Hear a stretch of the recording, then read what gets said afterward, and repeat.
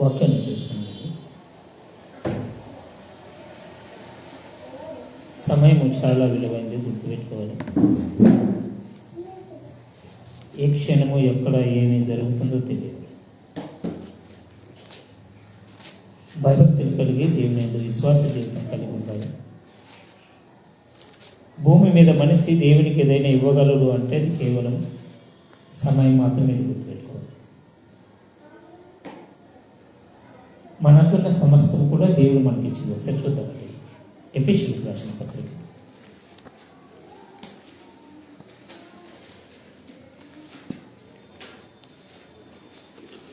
5వ అధ్యాయం 15 వచ్చిన అనుకుంటే ఒకసారి చూద్దామండి. ఎఫెసీయులకు రాసిన పత్రిక, అపోస్తలుడైన పౌలు గారు రాసినటువంటి ఎఫెసీయులకు రాసిన పత్రిక చూద్దామండి. म्हणून अज्ञानासारखे नव्हे तर ज्ञानासारखे स्वभावावर नजर ठेवून जपून चाला. वेळेचा सदुपयोग करा, कारण दिवस वाईट आहे. म्हणून तुम्ही मूर्खासारखे होऊ नका, तर प्रभूची इच्छा काय आहे हे समजून घ्या. ఏమంటున్నాను చూడండి, పిల్లలు మాట్లాడదండి. దినములు చెడ్డవి గనుక మీరు సమయమును పోనీయక సద్వినియోగం చేసుకొనొచ్చు అజ్ఞానాల వల్ల కాక జ్ఞానాల వల్ల నడుచుకోవాలి. దీని అర్థం ఏమిటి? మనము ఏది మాట్లాడినా ఏ పని చేసినా తెలివిగానే ఉండాలి. బుద్ధి లేని వారుగా, జ్ఞానం లేని వారుగా ఉండకూడదు అనేది దేవుని ఉద్దేశం. ఎందుకు? సమయము చాలా విలువైంది. ఎందుకు సమయము చాలా అమూల్యమైంది? ఈ వచనాన్ని చూసి చాలా మంది పొరపడుతూ చర్చలకు రాగానే సమయాన్ని చూస్తారు. సమయం చాలా పాటించాలి అని. దీని అర్థం ఏంటో తెలుసా? బేట వ్యక్తముగా ఉండకున్నట్టు ప్రతి మనిషి కూడా దేవుని యందు భయభక్తులు కలిగి దేవునితో ఎక్కువ సమయాన్ని గడపాలనేది దీని ఉద్దేశం. కానీ మనిషి దానికి విరుద్ధంగా నడుస్తాడు. మనకు సమయం లేదు. మనము దేవునికి ఏదైనా ఇస్తున్నామంటే శరీరంలో ప్రాణం కలిగినప్పుడు సమయం ఒక్కటే మనం ఇవ్వగలిగేది. అంతకుమించి ఏది మన దగ్గర ఇవ్వడానికి లేదు. ఉందా? చెప్పండి. తల్లి గర్భంలో నుండి పుట్టినాడే ఎవరైనా ఏదైనా పట్టుకొని వచ్చారా? లేక చనిపోతే అప్పుడు ఏమైనా పట్టుకొని వెళ్ళిపోతారా? సరే, మనం చూసుకుంటే చూద్దామండి. తిమోతి పత్రికలో ఒక చక్కటి మాట మనకి చెప్తుందండి.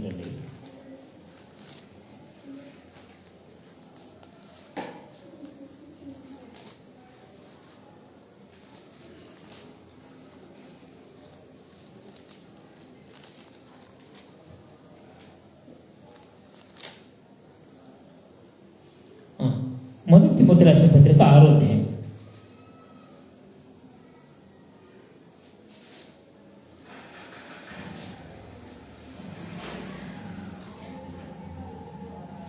9 వచ్చిన మనం చదవండి. ఏమంటుంది?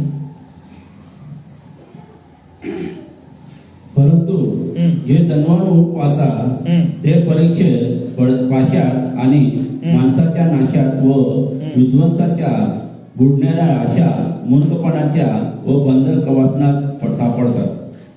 ఒకసారి 7 చూస్తే చాలా క్లారిటీ ఉంటుంది. ఎందుకు ఈ మాట అన్నాడు? ధనాపేక్షలుగా ఉండకూడదని 7 వచ్చిన నుండి చూస్తే ఒకసారి 7 వచ్చింది. आपण जगात काही आणले नाही, आपल्याला त्यातून काही नेता येत नाही. आपल्याला अन्न वस्त्र असल्यास तेवढा तर तृप्त असावे. చూడండి ఏమంటున్నాడు? మనం ఈ లోకంలోనికి ఏమీ తేలేదు, దీనిలో నుండి ఏమీ తీసుకొని పోలేము. కాగా అన్న వస్త్రములు గలవారమై ఉండి వాటిలోనే సంతృప్తి కలిగి ఉండవలెను. తినడానికి తిన్నుండాలి, తాగడానికి నీళ్ళు ఉండాలి, కట్టడానికి బట్ట ఉండాలి. దీంట్లోనే ఆనందం, దీంట్లోనే సంతోషంగా ఉండాలంట. ఎందుకు? మన ముందు ఎంతో మంది డబ్బు సంపాదించిన వారు, మన ముందు ఎంతో మంది పేరు ప్రఖ్యాతలు సంపాదించిన వారు ఏదైనా కనబోయినట్లు మనం చూసామా? అందుకని ఎందుకు ఇంతగా చెప్పుతున్నారు? అవసరం. ఈ డబ్బు డబ్బు డబ్బు డబ్బే లేకపోతే ఏమొస్తుంది చెప్తున్నారు చూడండి. ఇప్పుడు చదవండి 9వ వచనము. परंतु जे धनवान पाहता ते परीक्षे पाशात आणि माणसाच्या नाशात व विध्वंसात बुडणाऱ्या अशा मूर्खपणाच्या व बाधक वासनात सापडतात. ఏమంటున్నారు చూడండి. ధనవంతులకు అపేక్షించు వారు శోధనలోను, ఉరిలోను, అవివేకములోను, హానికరమైన అనేక దురాశల్లోనూ పడుదురు. డబ్బు డబ్బు డబ్బు డబ్బు అనుకుంటూ పోయేవారు కంట శ్రమలు, ఇబ్బందులు, నాశనం, శత్రువులు తయారవుతారు. మనం పని చేయకుండా పని చేయాలి. ఎందుకు? మన శరీరాన్ని పోషించుకోవడానికి మాత్రమే పనికి రావాలి, దాచిపెట్టుకోవడానికి కాదు. ఎందుకు నేను ఈ మాటలన్నీ చెప్తున్నాను, ఇంత సమయాన్ని కేటాయించాలంటే ఇప్పుడు చూద్దామండి. జపన్య అనుకుంటా, ఒకసారి చూద్దామండి. సఫెన్న ఏముంటుంది చూడండి మరాఠీలో. సఫెన్న చూడండి 2వ అధ్యాయం.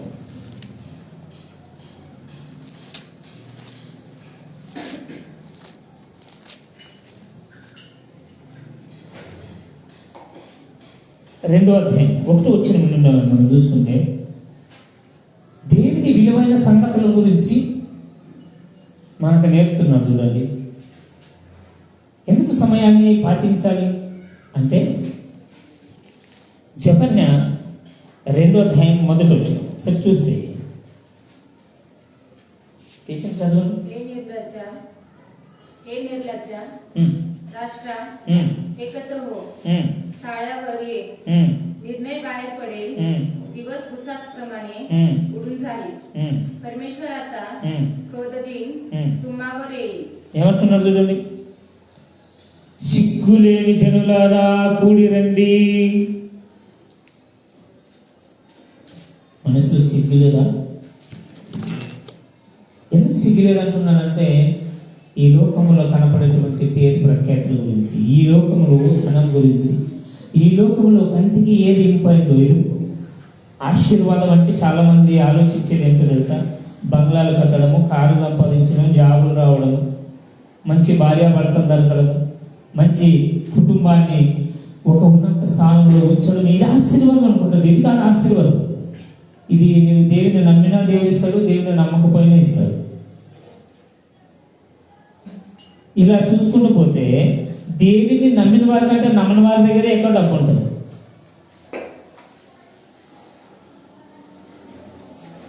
ఎలా అయినా పని చేసి ఈ లోకంలో సంపాదించుకోవచ్చు. ఇది ఆశీర్వాదం కాదు. ఆశీర్వాదం అంటే ఏమిటి? ఈ లోకంలో మరణించిన తర్వాత నరకంలో వెళ్ళకున్నట్లు మనం కాపాడుకోవడం. కన్ను మూసిన మనుక్షణమే ఇదిగో నేను పాతాలను తప్పించుకొని పరలోక రాజ్యంలో ఉంటానన్న విశ్వాసం కలిగి ఉండడు. ఇప్పుడే చనిపోయినా నేను పరలోక రాజ్యానికి పోతానన్న నమ్మకం కలిగి ఉండడు. ఇది ఆశీర్వాదం. అలా నడుచుకోవాలి. అందుకని అందుకుంటున్నాను ఇక్కడ చూడండి. సిగ్గు మాలిన జనులారా కూడి రండి, పొట్టు ఎగిరిపోవున్నట్లు సమయముగా తెచ్చిపోతుంది. అంతే. ఇంకొక నెల ఉంటే డిసెంబర్ వచ్చింది. సమయం అనుకోకుండా వెళ్ళిపోతుంది. చర్చ వదిలేసి ఇంటికి పోయి అన్నం తినే లోపల మధ్యాహ్నం అయిపోయాయి. ఒక గంట తిరిగి రాత్రి వచ్చింది. గాలికి దుమ్ము ఎలాగైతే కొట్టుకుపోతుందో గాలికి సమయం అలాగే కొట్టుకుపోతుందంట. అంటే అర్థమేమిటి? క్యాలెండర్ మారుతున్న కొద్దీ, సమయం గతిస్తున్న కొద్దీ మనకేమర్థం కావాలి? ఇదిగో నా జీవితంలో ఒక దినము వ్యర్థమైపోయింది, ఒక గంట వ్యర్థమైపోయింది. నేను ఎక్కడికి దగ్గర పోతున్నంటే నా చావుకు దగ్గర పోతున్నాను.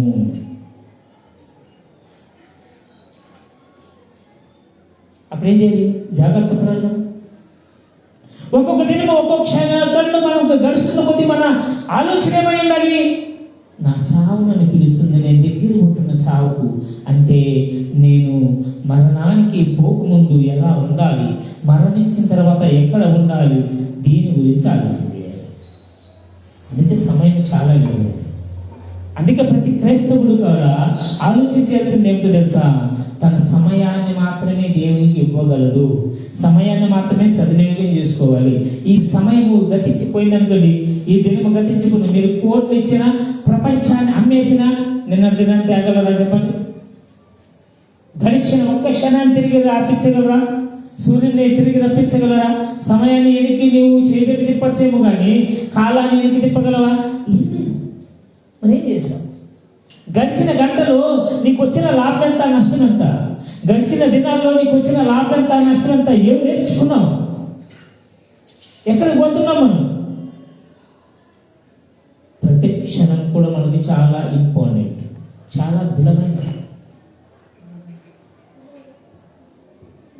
ఒక క్షణం చాలు మనము నాశనం కావడానికి. ఒకే ఒక క్షణం చాలు ఈ లోకాన్ని వదిలేయడానికి. ఏం చేస్తున్నా? ప్రతిదినము ఉదయం లేవగానే దేవా రాత్రి అంతా కాచి కాపాడు, మీ కృపలు భద్రపరిచే చక్కటి నిద్ర నుంచి మంచి మేల్కోవచ్చు. ప్రార్థన చేసుకుంటారా? అమ్మో లేట్ అయిపోయింది, నేను లేట్ లేసినేమో, దడాలు వేసినేమో వంటకి వెళ్ళిపోతారా? దేవుడు నిన్ను రాత్రి అంతా కాచి కాపాడి మంచి నిద్రని ఇచ్చి మరొక జీవితాన్ని ఇచ్చాడంటే మనతో దేవుడికి ఏదో పని ఉంది. ఇంకా ఏదో మనలో సరి చేసుకునేది లేదా మనం చేసే పని దాగి ఉంది. ఏం చేస్తాం? చూడండి కింద వచ్చిన వాళ్ళు అంటున్నారు,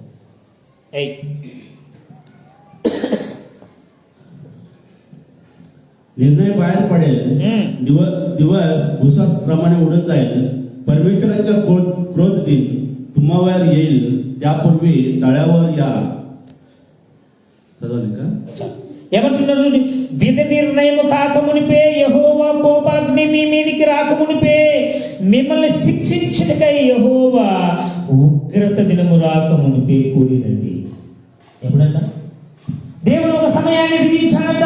విధి నిర్ణయము కాకమునిపే, ఆ సమయం రాకమునిపే, నేను శిక్షించే సమయం రాకమునిపే నువ్వే చేయాలి. ముందుగానే వచ్చి నీ సమయాన్ని నేను సద్వినియోగం చేసుకో. ఒకసారి తీర్పులోకి వచ్చే వరకు, ఒకసారి దేవుడు నిన్ను లైన్లో నిలబెట్టాడనుకో, ఒకసారి నీవు ఈ లోకాన్ని వదిలేసి మరణించావనుకో, నీవు కాపాడుకోలేవు, ఇంకొకరు కూడా కాపాడుకోలేవు. అందుకే శరీరంలో ప్రాణం ఉండగానే ఏం చేయాలి? సరి చేసుకోవాలి. సమయం లేదు. విధి నిర్ణయము కాలము గడుస్తుంది. ఆ కాలానికి దేవుడు ఒక నిర్ణయాన్ని సంఖ్యను విధించాడు. కానీ అది రాకమునిపే మనం జాగ్రత్త పరచుకోవాలి. అది మనం సిద్ధపరచుకుంటున్నాను, జాగ్రత్త పరచుకుంటున్నాం. ఎవరో వచ్చి మనం ఏం చేయలేరు. భూమి మీద ఉన్నప్పుడు ఎలా ఉండాలో అన్నాడంటే, నీ శరీరాన్ని చంపేవారికి నీ భయపడదు. శరీరముతో పాటు ఆత్మను ఎవరైతే చంపగలుగుతారో, ఆత్మను ఎవరైతే నరకంలో వేయగలుగుతారో వారికి మాత్రం ఏం చేయాలంట? భయపడాలి. అంటే సమయం చాలా విలువైంది. అవసరమైతే నేను చంపుతారని నీకు భయపడదు, కానీ వాటికి మాత్రం దూరంగా ఉండదు. మహాకి ఈ శరీరంలో ఉన్నప్పుడు నీ ప్రాణాన్ని తీయగలుగుతారు, కానీ ఆత్మగణమైన నరకంలో వేసే శక్తి ఉందా? నా మాట మనం కూర్చోగలరు. ఆ మాట లోకసువార్త 12వ అధ్యాయంలో ఉంటుంది. చూడండి ఆ మాట. లోకసువార్త 12వ అధ్యాయంలో ఉంటుంది. చక్కటి మాట.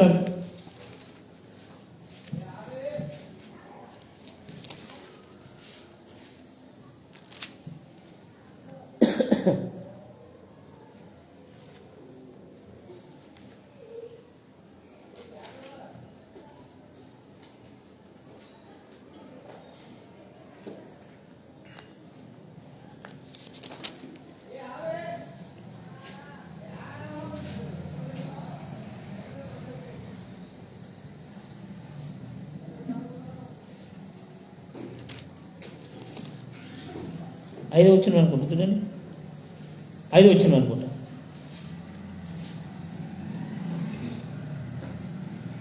तुम्ही कुणाची भीती बाळगावी हे मी तुम्हाला सुचवून ठेवतो, वध केल्यावर नरकात टाकण्याचा त्याला अधिकार आहे, त्याची भीती बाळगावी. ఏమంటున్నారండి?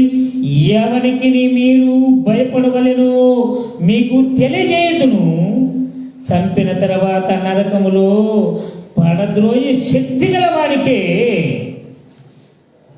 భయపడుడి.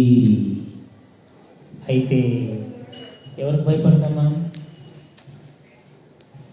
ఎవరికి భయపడతాం చెప్పండి? దేవుడికి ఎక్కువ భయపడతామా, మనుషులకి ఎక్కువ భయపడతామంటే మనుషులకే. మా దేవుడు చాలా మంచివాడు.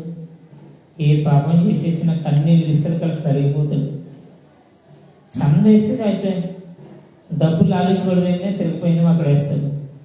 మోకరించి ప్రార్థన చేస్తాడు. చాలా మంచోడండి. చెప్పాడు దేవుడు, ఏమన్నా మీకు నేను ఎంత మంచోడండి. వాక్యము గల ఖడ్గం వంటిది. దేవుడు కూడా రెండు వైపులా పదిగలిగిన వాడు. ఎంత మనల్ని ప్రేమిస్తాడో, ఎంత మనల్ని ఆదరిస్తాడో, ఎంత మనల్ని హెచ్చిస్తాడో అంతగా పాతాళానికి తొక్కే శక్తి ఉంది ఆయనకి. మనుషులకు భయపడి అదే ఈ లోకంలో నేను ఇలా ఉండకపోతే నా కుటుంబం నడవలేదని, లేకపోతే నన్ను బ్రతకనిస్తలేరని, లేకపోతే ఏదో ఒక దానికి భయపడి ఈ లోకంలో మనం బ్రతికి దేవునికి భయపడకపోతే దేవుడు అంటాడు జాగ్రత్త. సమయం లేదు. ఎందుకు సమయం లేదు? దేవుడు ప్రతిదానికి సమయాన్ని కేటాయించాడు. ప్రసంగి గ్రంథంలో ఫస్ట్ అదే ఉంటుంది.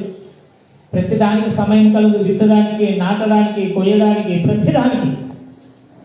మనిషి పుట్టడానికి, చావడానికి, బ్రతికి ఉండటకు, పెళ్లిని చేసుకోవడానికి, పెళ్లిని విడిపోవడానికి, ప్రతిదానికి దేవుడు ప్రతిదీ మన ముందు ఉంచాడు. ఎందుకు? ఇదిగో నీకు కట్టుబాటు లేదు, నీకేం లేదు, కట్టుబాటు లేదు. స్వేచ్ఛ ఇచ్చేసాను.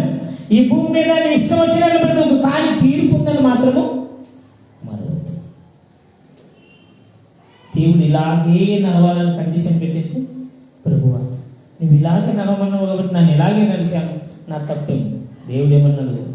నువ్వు ఎలాగన్నా నడు, దాన్ని బట్టి నీ ప్రతిఫలం. అంటే చాయిస్ ఎవరు చెప్పండి? ఇప్పుడు ఒక కంపెనీలో పని చేస్తారు అనుకోండి, ఆ కంపెనీ వాళ్ళు చెప్పినట్టు పని వీళ్ళు చేస్తారా, లేక వీళ్ళ మనసుకు వచ్చినట్టు చేస్తారా?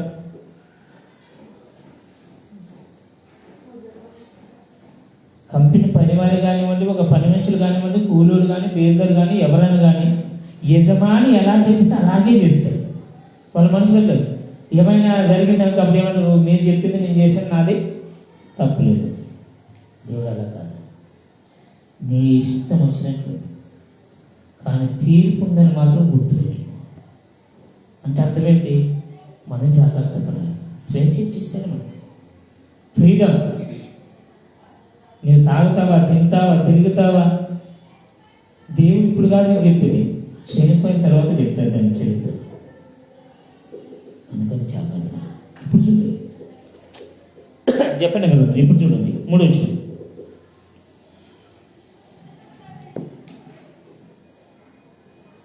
देशातील सर्व नम्र जनो परमेश्वराच्या न्यायानुसार चालणाऱ्यांनो त्याच्या आश्रय धरा. धार्मिकता व नम्रता याचे अवलंबन करा, म्हणजे कदाचित परमेश्वराच्या क्रोध दिनी तुम्ही दृष्ट हाड होईल. ఏమంటున్నారు చూడండి, ఈయన దేశంలో సాత్వికులైన ఆయన న్యాయ విధులను అనుసరించు సమస్త దీనులారా యెహోవా వెదుకుడి, యెహోవాని వెదుకుడి. మీరు వెతికి వినయము గలవారై నిలిచి అనుసరించిన ఎడల ఒకవేళ ఆయన ఉగ్రత దినమందు మీరు దాచబడదురేమో. బ్రతికి ఉండగా ఉగ్రత వస్తే ఏం చేస్తాడంట? దాచేస్తాడు. ఎలా తప్పిస్తాడు చెప్పండి? ఎలా తప్పిస్తాడు?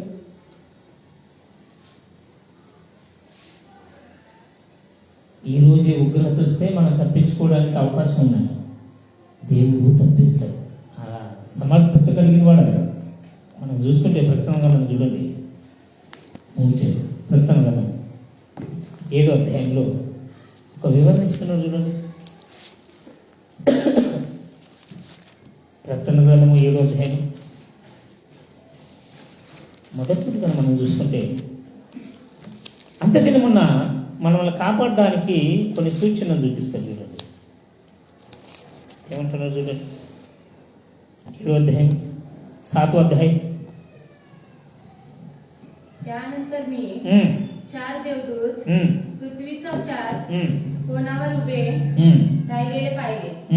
ते पृथ्वीवरून व समुद्रावरून वारा वाहू नये म्हणून, कोणत्याही झाडाला लागू नये म्हणून, पृथ्वीच्या ఏమంట?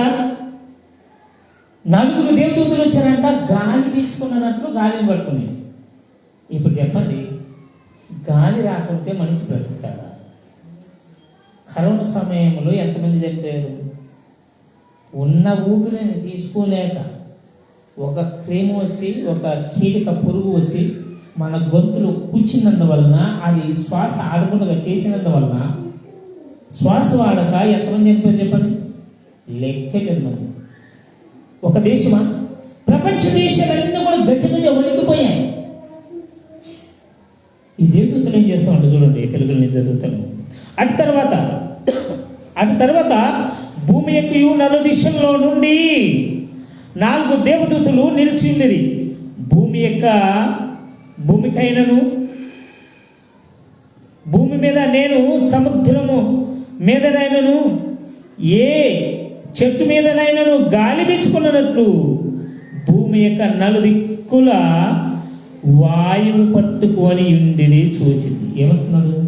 గాలి రాకుండా పట్టుకున్నప్పుడు మన పరిస్థితి ఏంటి చెప్పండి? ఒక ఆక్సిజన్ ధర 10,000 ఏమంట. ఒక ఆక్సిజన్ సిలిండర్ ధర అంతా మినిమం 10,000.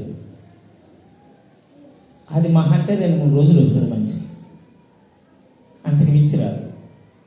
ఎన్ని కోట్లు ఉన్నా మీ దగ్గర, ఎన్ని సిలిండర్లు తెచ్చిపెట్టుకుంటారు చెప్పండి? ప్రపంచ దేశంలో ఉన్న అందరికీ సిలిండర్లు ఎవరు తయారు చేయాలి? పరిస్థితి ఏంటి ఒకసారి ఆలోచన చేస్తాను. ఫ్రీగా ఇస్తున్నారు కదా దేవుడు. ఎప్పుడైనా ఆలోచన చేశారా? తల్లి గర్భంలో నుండి మొదలుకొని ఇంతవరకు దేవుడు నాకు ₹1 లేకుండా గాలి ఇచ్చాడు, అందుకు నాకు దేవుని స్తోత్రం అని ఎప్పుడైనా అనుకున్నారా? లేదు. ఏదైనా మన దగ్గర లేనప్పుడు దాని వెలుగేంటి తెలుస్తుంది. సమయం కూడా అంతే. మరణ పడకలో ఉన్న వారిని పోయి అడగండి, ఆ విలుగేంటి చెప్తారు. కాలు చేతి లేని వారిని అడగండి, వాటి విలుగేంటి చెప్తారు.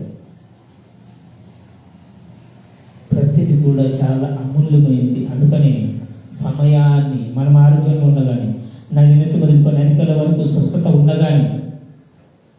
ఇంకొక దరిద్రం ఏమిటంటే, ఈ క్రైస్తవ సమాజంలో ఏది పనికి రాదు, ఎవడు పనికి రాడు, వాడికి అనమైందని ఏం చేయాలి? సేవలో నొక్కాలి. పనికిరాను ఈయనేం పనికిరాడండి, నేను సేవలో కనుగొన్నట్టు.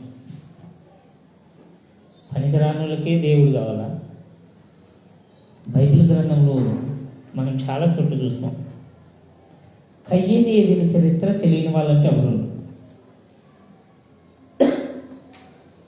కయ్యను అర్పణించాడు, ఏవేలా అర్పణించాడు. దేవుడు కయ్యోని అర్పణ అంగీకరించలేదు, ఏవేలా అర్పణ అంగీకరించాడు. ఎందుకంటారు చెప్పండి? ఎప్పుడైనా ఆలోచన చేశారు? ఎందుకు? ఏమి ఇచ్చాడు కదా, ఆయన ఇచ్చాడు. అక్కడ మిస్టేక్ ఏం జరిగింది? కయ్యను ఏం చేశాడంటే సహజంగా తీసుకొచ్చి ఇచ్చాడు. ఏవేలు ఏం చేశాడు? తన మందలు తనకి ఇష్టమైంది, ఇది వండర్ఫుల్, తను ప్రేమించింది, తెచ్చిచ్చాడు. ఏది కోరి ఇష్టమైన దాన్ని తెచ్చిచ్చాడు. అందుకే దీవించబడ్డాడు. ఎందుకు? మనకంటే కూడా దేవుని ఎక్కువ ప్రేమించింది. మనకి ఇష్టమైంది ఇవ్వాలి. ఈడే బాగా పని చేస్తారు మా ఇంట్లో, ఇది లేకుంటే మా ఇల్లు గడపదనే వాడినే దేవునికి ఇవ్వాలి. ఈ జ్ఞానవంతుడు, ఇది లేకపోతే మా ఇల్లు నడవదు అనుకునే వాడినే దేవునికి ఇవ్వాలి. పనికిరాను అన్నది చినిపోయిన ₹10 ఉంటే తీసుకోరు, పనికిరాను అన్నవన్నీ సేవపడ్డారు. అందుకని జాగ్రత్త. మనం ఏం చేయాలంటే, ఇక్కడ చూడండి కింద ఏమంటున్నాడు ఆయన. మరియు సజీవుడుగా దేవుని ముద్రగల వేరొక దూత ఏం చేసిందంట? సురును అధ్యాయములో నుండి పైకి వచ్చి చూచితిని, భూమికి సముద్రమును హాని కలుగజేయటకైనా అధికారము పొంది ఉన్న ఆ 4 దూతలతో ఈ దూత మేము మా దేవుని దాసులు వారి నుసలయందు ముద్రించి వారికి భూమికైనను సముద్రముకైనను చెట్లకైనను హాని కలుగు చేయొద్దని బిగ్గరగా చెప్పాను. మరియు ముద్రించబడిన వారి లెక్క చెప్పగా వింటిని. ఏమంటుంది? మీ పని మొదలు పెట్టక మొదలు మా పని మిగిలింది. దేవుడు వచ్చి చెప్తుంది. ఏంటో తెలుసా? ఈ గాలి విసరకుండా నువ్వు చేస్తే ఊపిరాడక అనేకలు చనిపోతారు నాయన. దాంట్లో మా దేవుడిని ప్రేమించేవారు, మా దేవుడు ప్రేమించిన వారు ఉన్నారు. వాళ్ళకి నేనేం చేస్తానంట? ముద్ర వేస్తాను. ఎక్కడ వేస్తాను ముద్ర? మరాఠీ చదవండి. ఎక్కడ ఉంటుంది చూడండి ఒకసారి చెప్పాలి. నొసలంటే ఏమిటి? నుదుటున్నారు ఇక్కడ. అందుకే చాలా మంది బొట్టు పెట్టుకోరాదు అని. ఎందుకంటే దేవుడు ఇక్కడ మనకు ముద్ర వేసింటారు అని. చూడు కింద ఏమిటో చూడండి. 3 आमच्या देवाचे जे दास आहेत त्याच्या कपाळावर आम्ही शिक्का मारेपर्यंत पृथ्वीला, समुद्राला व झाडांना तुझा करू नको. कपाळावर మనకు తెలియదు, గుర్తుండదు. దేవుడు తను ప్రేమించిన వారికి ఒక గుర్తు వేస్తాడు. అందుకే ఇక్కడ మనకు ఒక మాట ఉంటుంది. కీర్తనాల గ్రంథము 91వ అధ్యాయంలో, నీ పక్కన 1000 మంది పడినా, నీ కుడి పక్కన 10,000 మంది కూలిపడినా ఏ అపాయము నీ దగ్గరికి రాదు. నీ పక్కన ఇట్లా 1000 మంది చనిపోయినా నీ భయపడదు. ఇక్కడ సైడ్ 10,000 మంది చనిపోయినా నీ భయపడదు. కానీ ఏ అపాయం నీ దగ్గరికి రాదు. ఏ తెగులు నీ ఇంటిని సమీపించదు అంటాం. ఎవరి గురించి? దేవుని నమ్మిన వాళ్ళ గురించి. నమ్మడం అంటే మేము నమ్ముతాం, ఆదివారం మాత్రం చర్చ పోతాం కానీ అలా కాదు. మన పూర్ణ ఆత్మతో, శరీరంతో ఆరాధించాలి. ఉన్న ప్రతి క్షణం కూడా నువ్వు బయట కనపరచకపోయిన పర్వాలేదు, కానీ నీ ఆత్మలో ఆయన క్రియ నడుస్తూ ఉండాలి, ఆయన పని చేస్తూ ఉండాలి. 10 మందిలో నీటిగా ఉండి, నిహాతిగా ఉండి, ఒంటరిగా ఉన్నప్పుడు పాపం చేస్తే లాభం ఏంటి చెప్పండి? దేవుడు హృదయాన్ని ఎరిగే దేవుడు. కంటికి కనపడేదాన్ని లెక్క చేయడాలి, మనసులో ఉన్నదాన్ని లెక్క చేస్తాడు. అందుకే సమయం చాలా విలువైంది. సమయాన్ని మనం పాటించాలి. సమయం పాటించకపోతే లేదు. ఎప్పుడు ఎలా మన మీదకి అపాయం వస్తుందో తెలియదు, ఎప్పుడు ఎలా మనం చనిపోతామో తెలియదు, ఎప్పుడు ఎలా దేవుడు ఈ లోకమును నాశనం చేస్తాడో తెలియదు. సమయము గాలికి ఎగిరిపోయినట్టు ఎగిరిపోతుంది. జాగ్రత్త. చూడండి, కీర్తనల గ్రంథం చాలా ఇష్టం. చాలా మంది పాస్టర్లు కూడా ఎవరికైనా అనారోగ్యంతో ఇదే అధ్యాయం ఎక్కువ చదువుతారు. 91వ అధ్యాయము చాలా మంది ఎక్కడ చదువుతారో లేదు, కానీ తెలుగు 2 రాష్ట్రాల్లో ఎవరికైనా అనారోగ్యంతో ఉంటే మొట్టమొదటిగా చదివేది ఇదే అధ్యాయమే. ఈ అధ్యాయం అంతా కూడా అలాగే ఉంటుంది. కష్టంలో ఉన్నవానికి, దుఃఖంలో ఉన్నవానికి, భయంలో ఉన్నవానికి ఆదరణ కలిగించేటువంటి మాట. చూడండి ఇక్కడ 5 నుంచి చూస్తే, రాత్రి వేళ కలుగు భయముకైనను, పగటి వేళ ఎగురు బాణముకైనను, చీకటిలో సంచరించు తెగులకైనను, మధ్యాహ్నమందు పాడు చేసే రోగముకైనను నీవు భయపడవద్దు. నీ ప్రక్కన 1000 మంది పడినను, నీ కుడి పక్కన 10,000 మంది కూలి పడినను ఏ అపాయము నీ దగ్గరికి రాదు. నీవు కనులారా చూచుచుండగా భక్తిహీనులకు ప్రతిఫలము కలుగును. యెహోవా నీవే నా ఆశ్రయ దుర్గమని, నీవు మహోన్నతులమైన దేవుడు అని. ఏం చేస్తున్నాడంట? శక్తులు తిన్నక లేకపోతే కూడా ఆ టైంలో నీకు తిని పెడుతున్నాడు. ఏ అపాయం రాదు, ఏది రాదు, ఎప్పుడు రాదు.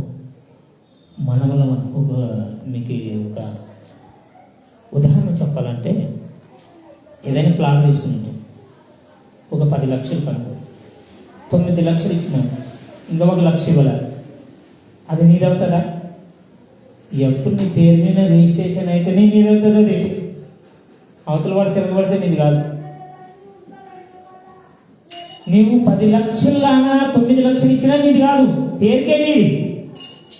చర్చకు వస్తానండి, వాక్యం వింటానండి, నేను వాక్యం చెప్తానండి, ప్రార్థన చేస్తానండి. మరి దేవుని పేరుట నీవు రిజిస్టర్ అయి ఉన్నావా లేదా? మనం రిజిస్టర్ మన పేరు మీద ఉంటే మనం ఏం చేస్తాం? కంచి వేస్తాం, ఇల్లు కడతాం, మనం ఏమైనా చేసుకుంటాం. రిజిస్టర్ లేకపోతే రిజిస్టర్ లేకపోతే నువ్వు ఎన్ని పైసలు చెల్లించానని వాడు ఇల్లు కట్టలు ఇల్లు కడతావా? కంపౌండ్ కూడా వేసుకోలేదు. ఎందుకు? నీ పేరు మీద రిజిస్టర్ కాదా? నువ్వు ఉన్నా మంచిదే, డబ్బులు ఇచ్చావు, పూర్తి చెల్లించలేదు కాబట్టి 1% చెల్లించకపోయి నేను ఇల్లు కట్టే అర్హత లేదు. నీవు దేవునికి సమర్పించుకునేదని నువ్వు చర్చికి రావడం, ప్రార్థన చేయడం, వాక్యం చెప్పడం, వాక్యం చదవడం బాగానే ఉంది, కానీ నీవు దేవునికి సమర్పించుకున్నావా? రిజిస్ట్రేషన్ చేసుకున్నావా? లేదు. ఇక్కడ జాగ్రత్త. ప్రతి ఒక్కరు కూడా భయభక్తులు కలిగి జీవించాలని. ఇలా చెప్పుకొని పోతే చాలా ఉంది, సమయం అయింది కాబట్టి ముగిస్తున్నాను. మరి టైం ఎక్కువైనందుకు క్షమించాలి. మరి చిన్న ప్రార్థన చేసుకోవాలి. మహాపరిశుద్ధుల నా దేవా, మీకు వెంటాలి నమస్కారం. ఇదిగోనాను మరి ఇంతవరకు ఎన్నో మాటలు నేర్చుకున్నాము, విన్నాము. మీ జ్ఞానము, మీ ఆలోచన మీరు మాకు దయచేస్తలేదు. సమయం చాలా విలువైంది నాయన. సమయాన్ని సద్వినియోగం చేసుకోవాలి నాన్న. మరి శరీరంలో ప్రాణ కలుగునా అని మిమ్మల్ని నా ప్రభావం తెలుసుకోవాలి, మీ యొక్క వాక్యానుసారంగా నడుచుకోవాలి. ఈ యొక్క నా ప్రభావం మరి సంఘాన్ని దీవించండి. కూడి వచ్చిన ప్రతి కుటుంబాన్ని నా ప్రభావం మరి మీరు పేరు పేరున దీవించండి. ఏ కుటుంబంలో ఎలాంటి అవసరత ఉందో, ఎవరికి ఎలాంటి బాధ ఉందో, ఎలాంటి అనారోగ్యం ఉన్నదో మీకు మాత్రమే తెలుసు కాబట్టి, సమస్తాన్ని ఎరిగిన వాడు కాబట్టి, హృదయాన్ని ఎరిగిన మహాగొప్ప దేవుడు కాబట్టి, మా నిమిత్తము ప్రాణం పెట్టి తిరిగి లేచారు కాబట్టి నా కృప మరి మీ రక్తంలో మన కడిగారు కాబట్టి, ఇదిగో మీరు మరణించకపోతే మాకు పునరుత్థానము లేదు, మీరు తిరిగి లేవకపోతే నా కృప మరి ఒక జన్మ ఉండాలని మాకు తెలియదు. మీ రక్తం చిందించకపోతే మా పాపాలు కడగబడవు అన్న మరి ముందు మీరే ఉండి నడిపించి మీ కృపలు భద్రపరుస్తారని యేసుక్రీస్తు అతి శ్రేష్టమైన నామములో వేడుకుంటున్నాము తండ్రి. ఆమేన్. థాంక్యూ. God bless. అందరికీ వందనాలు.